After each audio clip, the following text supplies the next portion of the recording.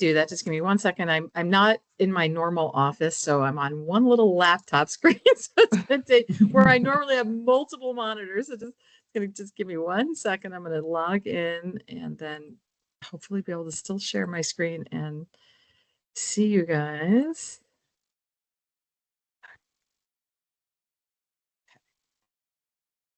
So you're going to see yourselves for a minute, but then I promise okay.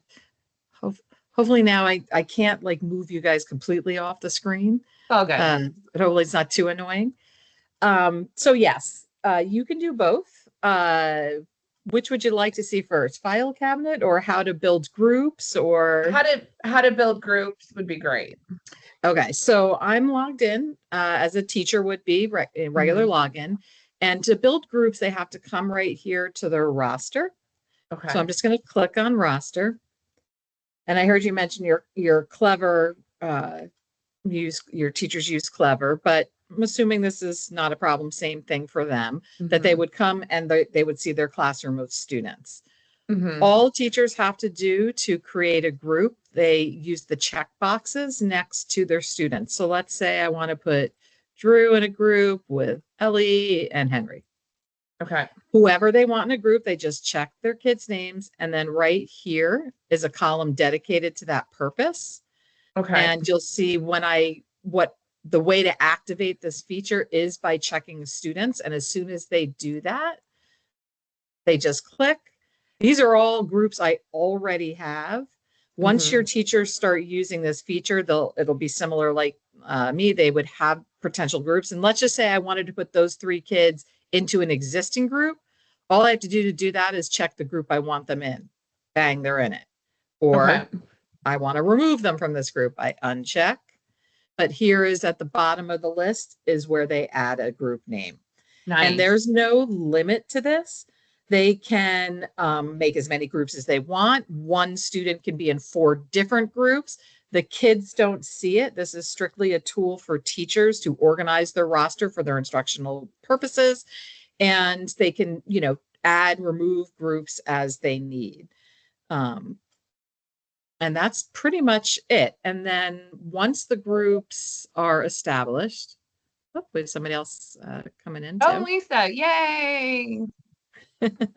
And Barb, I'm sorry, I don't mean to interrupt, but I don't know if you're recording this. You might want to record it too, just as a reminder.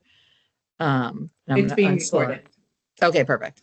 The other thing I'll show you just real quick about groups for your teachers, right up here on the upper right, this guided help. There's a tutorial for under the customized classroom tab, how to group students. So those steps, it'll literally walk them through. It's kind of like a guided walkthrough where they have to do one step at a time, like I just modeled, and it'll remind them there how to create their own groups as well.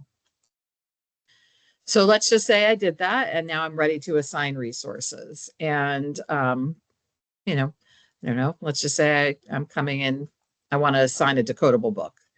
Okay, so I'm going to come into phonics and I'll go into my decodable books. And once I've chosen my book, right here is assign. Now I'm just choosing this resource just for the heck of it.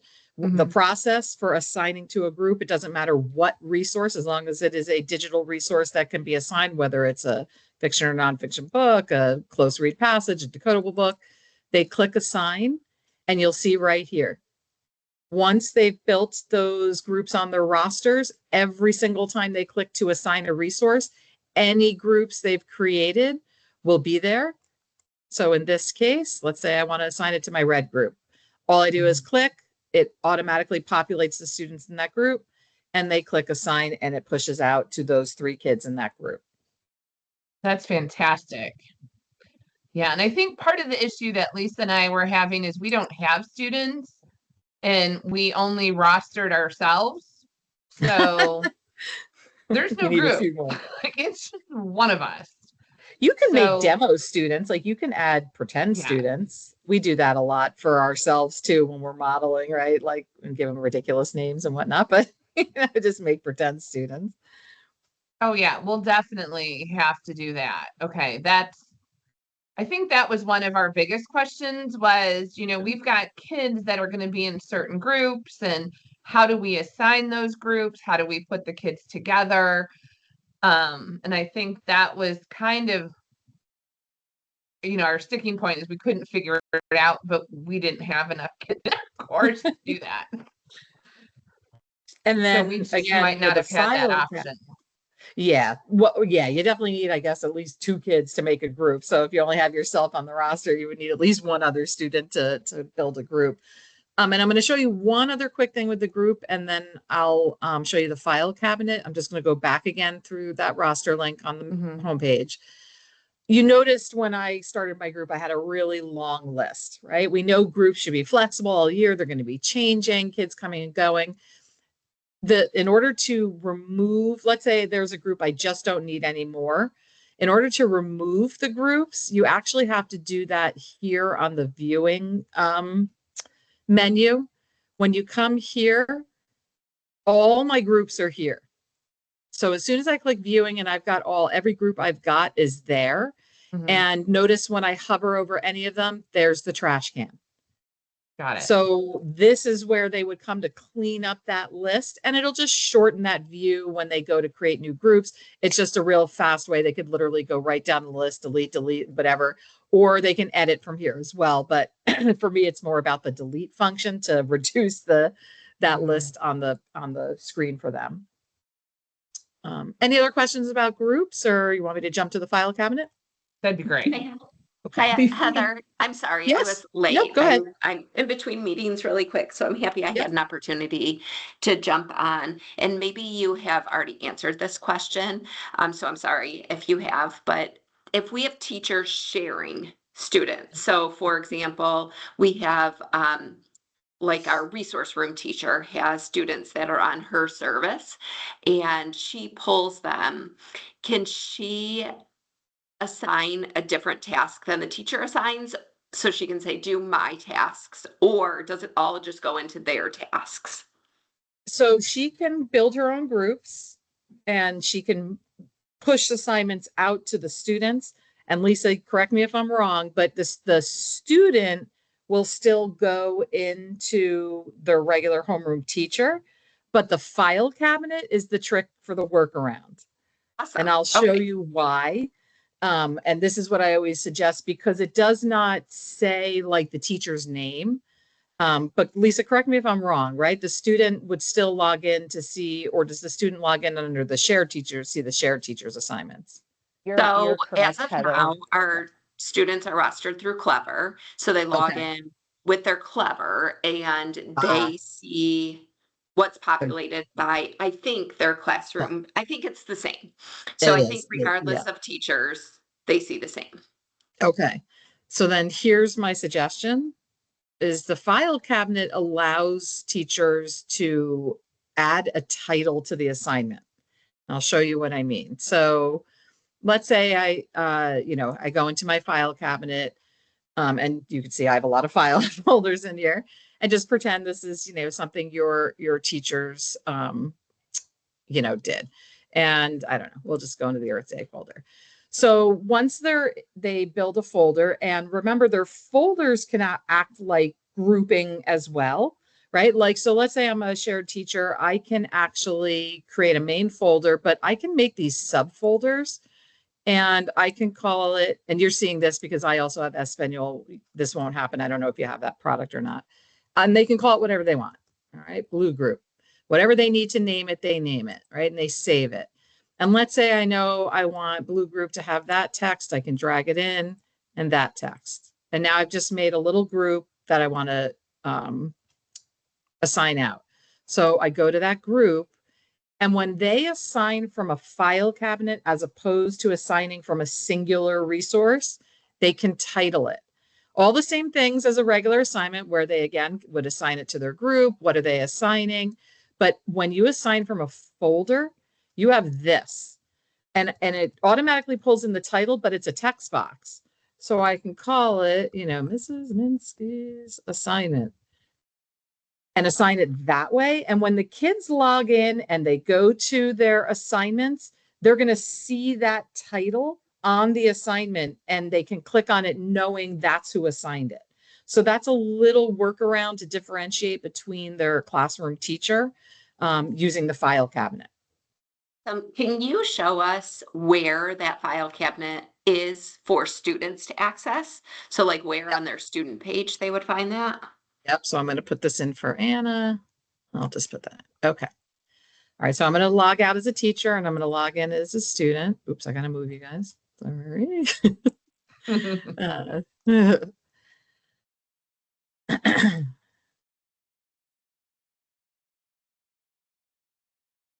Okay, so I'm logging in as, and your kids probably bypass this step because you said they're clever, but this is how a student who doesn't have that. So when they go to their reading assignments, everything that gets assigned ends up, if they're on this is the primary portal. It looks a little bit different for intermediate, but it always says assignment. And then when they click on it, let me move you again out of the way here. You can see right here, it says Mrs. Minsky's assignment. So they would know that's me, they would click on it. And I didn't do this on the folder, but I actually could have also typed in a message. Underneath title, the next was a text line where I could have typed in a message. I think I have something in here. I can show you what that looks like. Can you go back one more screen? I'm sorry, I was writing notes and I missed Nope, one. No problem. Okay, so you clicked Lisa, on my this is assignment. being recorded.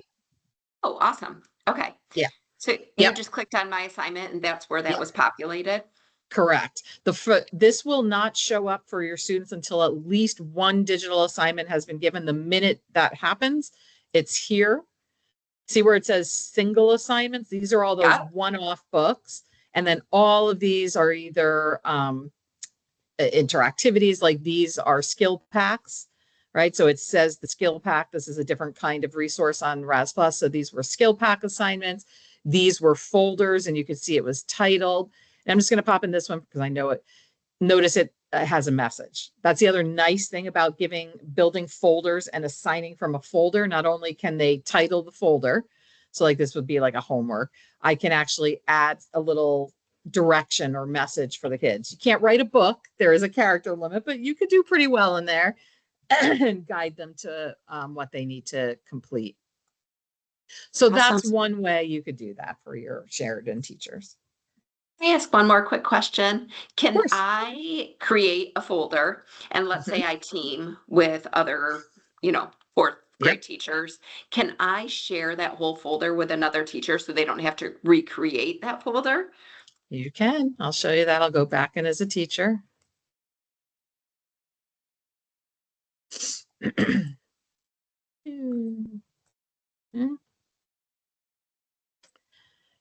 Okay, and I know I'm going fast, but I just want to get to where you need to be.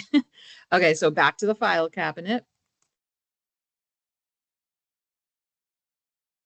Okay, we'll use that Earth Day 1 as an example. See this little 3 dots?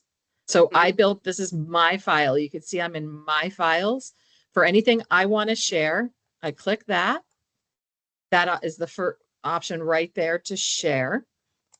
And then you have choices. And I always tell teachers, this is like, think of it like online shopping, okay?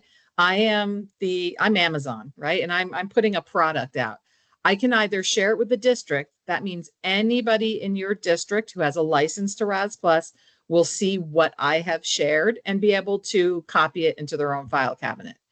This one limits it to people in my school organization. And here I can actually specify specific teachers who are allowed to see my shared folders. So you have options.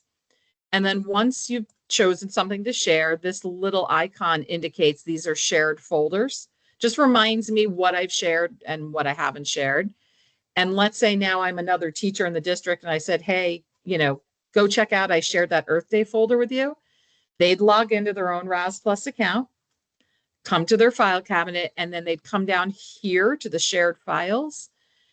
And I only have one school, I'm a demo, but if you have multiple schools in your district, it'll all be listed here. They would find their school, click in it, and then all the people who have shared would be in there and they would find me, right? They're looking for the name of the person who they want to take a folder from, and they click on them.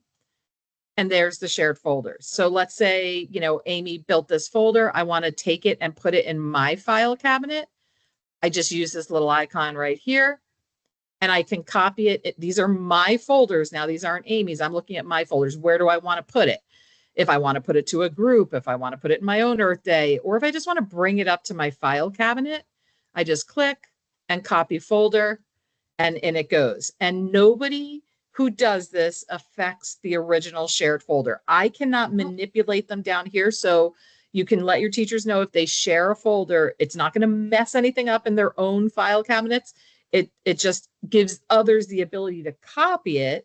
And if once it's copied, and you come back to my files, let's just pretend that's the one I copied.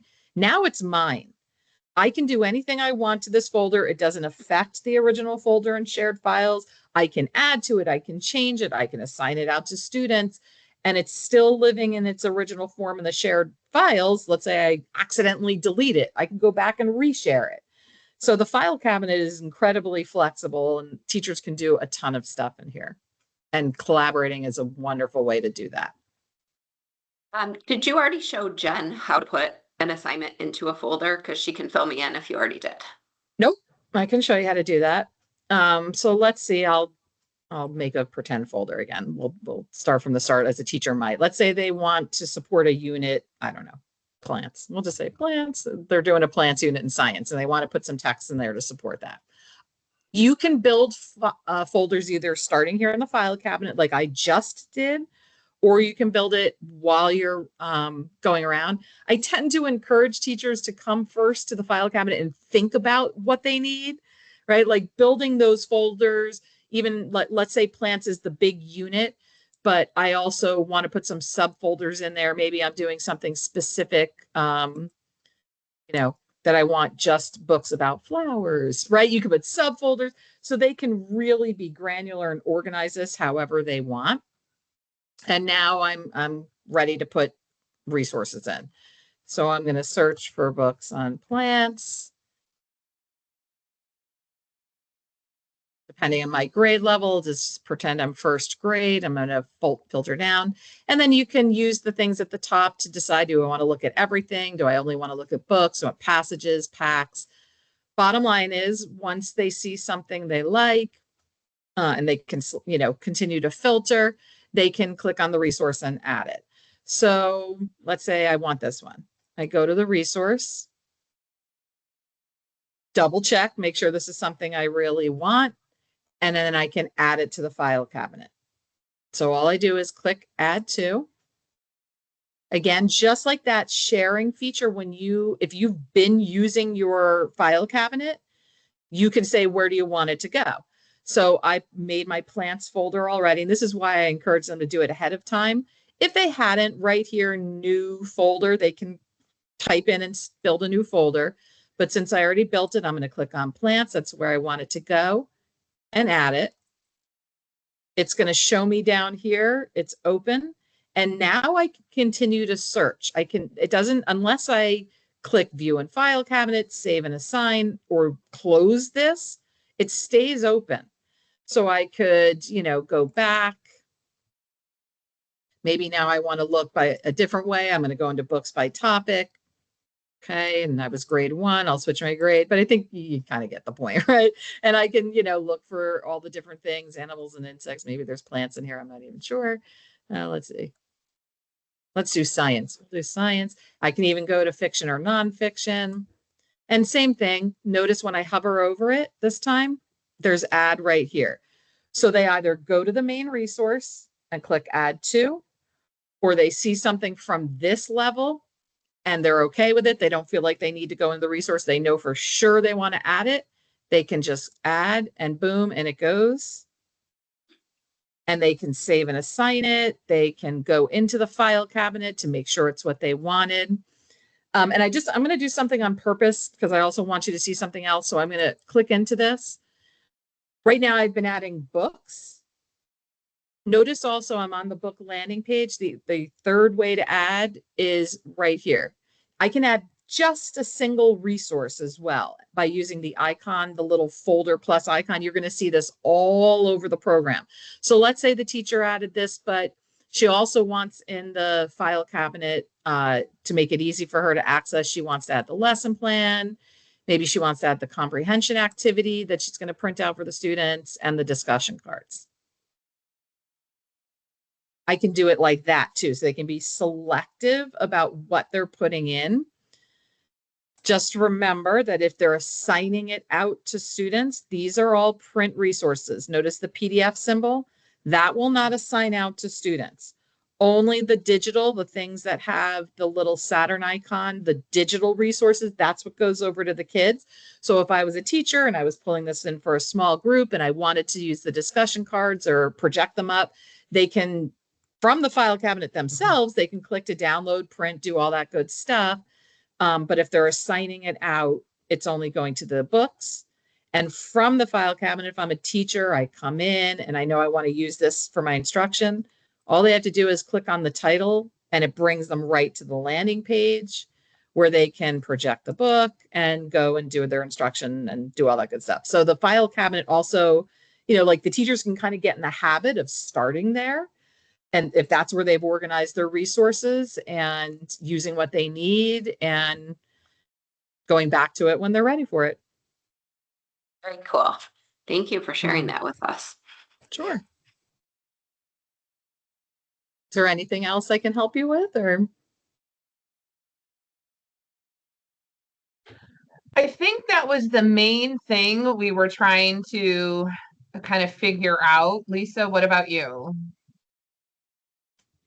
Yeah, I feel the same. Sorry I popped in late, so I might have to connect with you, Jen, on making those groups or watch back the video. But that was super helpful. And I think, the teachers were looking at how to build those text sets and, increase vocabulary and exposure to words and context, and then also share students. So I know one of our resource room teachers was really interested in that. But I think that being able to share those assignments with each other, so you're not all doing the same work, will be really helpful too. Oh yeah, for sure. And they can really coordinate that. And we also do have some already curated text sets on here, correct? I think Barb showed it to us, but if you will just direct us back that way, that would be great.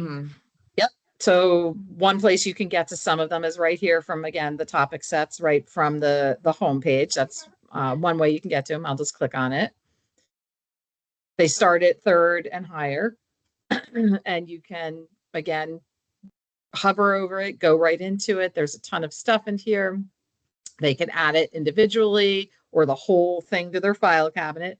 Just remember, again, if they add the whole thing to the file cabinet and assign it out to the students, all the texts that are digital will go at one shot over to the kids. So it's a nice way to put it over. Or they can, build it out using those individual. But that's one way. And I'll show you again where I found that right here on the homepage. And then we also offer, this is a little bit of a steps, but if you come to the menu, and I have everything. So I know my view is a little different. I have every product. I'm not sure what your teachers have. They may just see RAZ-Plus, but when they come in through the RAZ-Plus menu, and if they go down here, I think it's here. Oh, I've been here in a while. Extended learning. Oh, nope, I'm in the wrong place. Hang on, let me go back. Sorry. Books and passages.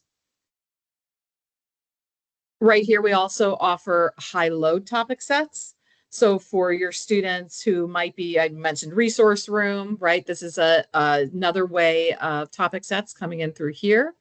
It's more than the other ones I showed you, the readability. So you'll see where it's grades 3, 4 topic, but it's at readability for grades 1, 2 and across there.